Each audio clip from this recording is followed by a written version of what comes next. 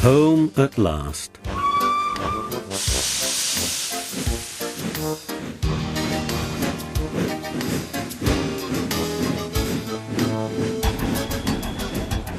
Peter Sam wanted to start work, but the thin controller wouldn't let him.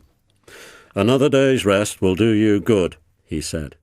"Besides, I've got a surprise for you." "For me, sir? How nice, sir. What is it, sir?"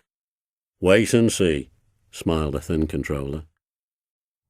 The surprise was Skarloey. "Oh," said Peter Sam, "I'm glad you've come home." They lit Skarloey's fire and he sizzled happily. "I feel all excited," he said, "just like a young engine. I'm longing to pull my dear old coaches again. Are they running nicely?" "Yes, they're running well," Peter Sam answered. "But we have 5 other coaches now." Skarloey was interested. "Oh," he said, "tell me about them." "Cora is a Guards fan. She isn't as big as Beatrice, and she hasn't a ticket window, but I like her best. She was my Guards fan in the old days. Ada, Jane and Mabel are plain. They have no roofs. Sir Handel says they are trucks, but they have seats," said Peter Sam. "So I say they're coaches. What do you think, Skarloey?" The old engine smiled. "If they have seats, they're coaches," he said firmly. "Sir Handel likes Gertrude and Millicent best," Peter Sam went on. "He always tries to take them alone. They have bogies, and he says they're the only real coaches we have. They remind him of when he used to pull our express. Both have seats for passengers, but Millicent has a guard as well. He sells tickets and travels in a tiny cupboard place. I don't like that," he remarked earnestly. "Guards are very important. They need vans. They shouldn't be put into cupboards." Skarloey said nothing, so Peter Sam continued. "Did Rusty help you off your truck?" "Yes, he says he's come to mend a line and do odd jobs." "I like him," smiled Skarloey. "So do I." Peter Sam explained how kind Rusty was when he had his accident. "It's a pity Duncan doesn't like him." "Who is Duncan?" "He came as a spare engine after my accident." "Is he useful?" "He'll pull anything, and I'm sure he means well, but he's bouncy and rude. He used to work in a factory, and his language is often strong." "I understand," said Skarloey gravely.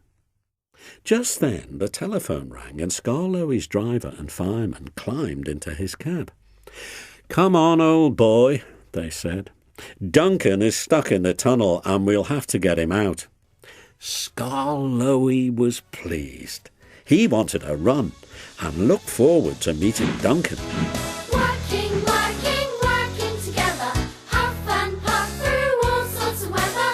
Edward pushes from the back, helping Henry up the track. They're working, working, working together, friends for now and friends forever.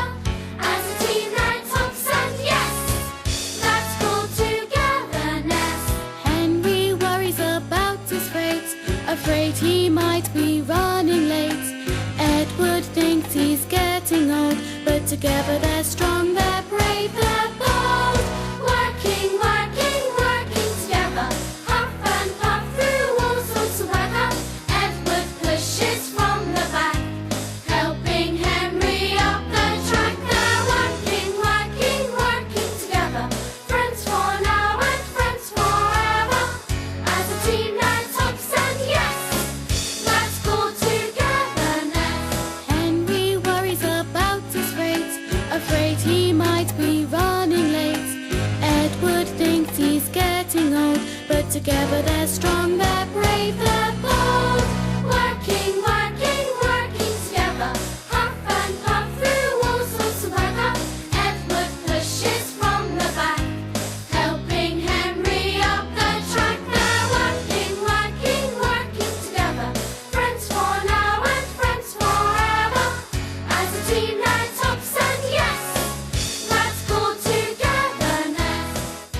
They found Cora and some workmen and hurried up the line. "How nice and smooth the rails are," thought Skarloey. "They've mended all the old bumps. Rusty has helped to do that. I must tell him how nice it is." Duncan had stuck at the far end of the tunnel. His coaches were outside and the passengers were helping the driver and fireman to dislodge some rocks wedged between the top of his cab and the tunnel roof. Duncan was cross. "I'm a plain blunt engine," he kept saying. "I speak as I find. Tunnels should be tunnels and not rabbit holes. This railway is no good at all." "Don't be silly," snapped his driver. "This tunnel is quite big enough for engines who don't want to rock and roll." They cleared away the rocks, and Skarloey pulled Duncan and his coaches safely through. Cora was left on a siding, and the workmen stayed to make sure all was safe. Duncan grumbled all the way home, but Skarloey paid no attention. The thin controller was waiting for them. "Listen to me, Duncan," he said. "There is nothing wrong with that tunnel. You stuck because you tried to do rock and roll. If it happens again, I'll cut down your cab and your funnel too." Duncan, abashed, was neither plain nor blunt for a whole evening.